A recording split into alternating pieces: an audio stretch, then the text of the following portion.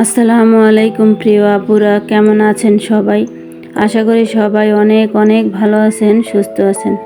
সুমি সংসার থেকে আমি সুমি আরও একটি নতুন ভিডিও নিয়ে আপনাদের মাঝে হাজির হয়েছি। আশা করব আমার প্রিয় আপুরা একটা লাইক দিয়ে পুরো ভিডিও জুড়ে আমার সাথেই থাকবেন।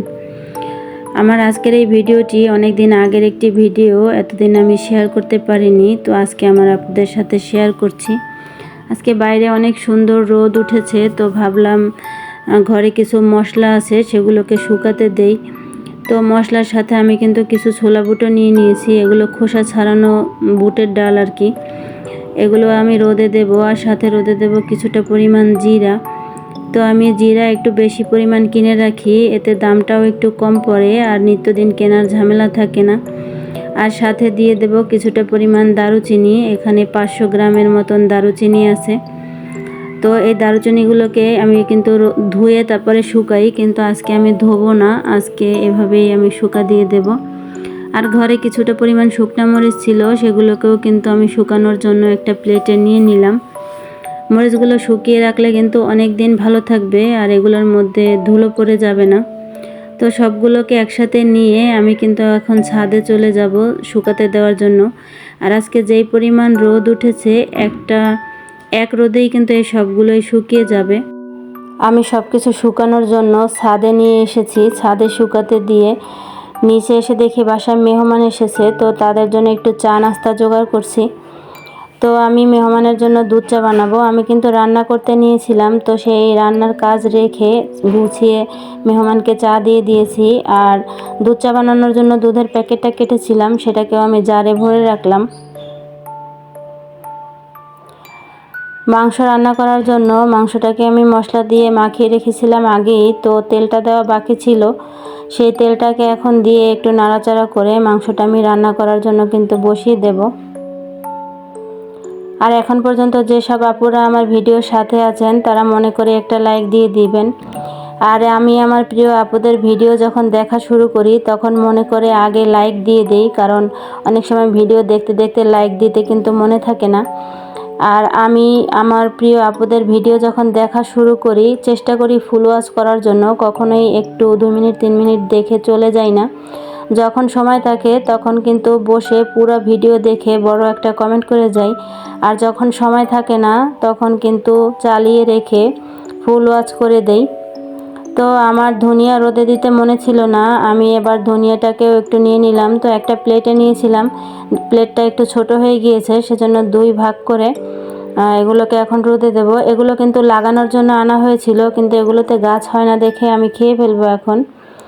আর আমি এই যে তরকারি ঢেকে রাখার জন্য যে ঝুড়িগুলো ব্যবহার করি, ঢাকনাগুলো, সেগুলোকে এরকমের একটা দড়ি বেঁধে নেই, যাতে রান্নাঘরে একটা হুক ঝুলিয়ে দিলে হুকের সাথে ঝুলিয়ে রাখা যায়। তো এটা অবশ্য শেয়ার করার মতন কোনো বিষয় না, কিন্তু যেহেতু আমি করি আর আমি তো আমার সব কিছুই আমার প্রিয় আপুদের সাথে শেয়ার করি, সেজন্যই একটু শেয়ার করে দিলাম। এই যে হুকের সাথে ঝুলিয়ে দিলাম, যদি আমার কোনো আপুদের কাজে আসে তাহলে আমার অনেক ভালো লাগবে। আর এখন আমি আমার শ্বশুর আব্বাকে দেওয়ার জন্য একটা পেঁপে কেটে নেব।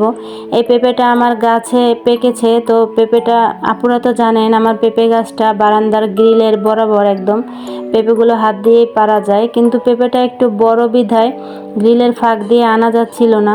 তো আমি আপনাদের ভাইয়াকে বলেছিলাম তুমি একটু নিচে যাও, আমি পেঁপেটা পেরে দেই, তুমি একটু ক্যাচ ধরে তারপরে নিয়ে আসো। তো আমি পেঁপেটা পেরে গ্রিলের ফাঁকে যেই ধরেছি, আপনাদের ভাইয়া টান দিয়ে নিয়ে এসেছে দেখে পেঁপের এক পাশ একটু নষ্ট হয়ে গেছে। ওটা কিন্তু নষ্ট না, গ্রিলের চাপে ওরকমের হয়ে গেছে।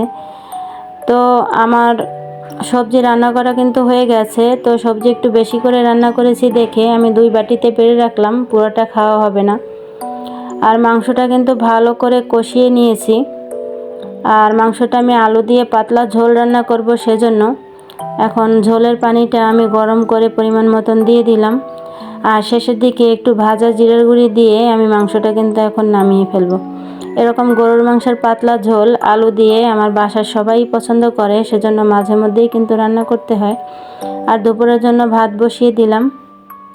কারেন্টের চুলায় রান্না করি দেখে একটার পরে একটা বসিয়ে দেই, এজন্য রান্না করতে একটু দেরি হয়ে যায়। আমার ভাত কিন্তু হয়ে গেছে, ভাতটাকে এখন আমি গড় দিয়ে দেব। আর মাড়টা আমি এরকম ঝুড়িতে ঝরাই, সেটা তো আমার সব আপুরা জানেন। এভাবে ঝুড়িতে মাড় ঝরাতে আমার কাছে ভালো লাগে, এতে করে কাজ অনেক সহজ হয়ে যায়। এখন রান্না করা শেষ, তো আমি সব কিছু টেবিলে নিয়ে এলাম। আজকে বাসায় 2জন সদস্য কম, আমার ছেলে আর আমার ছেলের বাবা, ওরা দাওয়াত খেতে গেছে। আমরা শুধু 3জন বাসায়, আমি, আমার মেয়ে আর আমার শ্বশুর আব্বা। তো বিকেলবেলা যে মশলাগুলো শুকাতে দিয়েছিলাম সেগুলো শুকিয়ে গেছে, সেগুলো এখন নিয়ে এসেছি। আর মরিচের বোটাগুলো ফেলে নিচ্ছি। আমি কিন্তু সবগুলো মরিচের বোটাই এভাবে ফেলে দেব। আসলে আমি যে জারটার মধ্যে মরিচ রাখি, সে জারটার মধ্যে সবগুলো মরিচ ধরবে না যদি বোটাগুলো সহ ঢুকাই।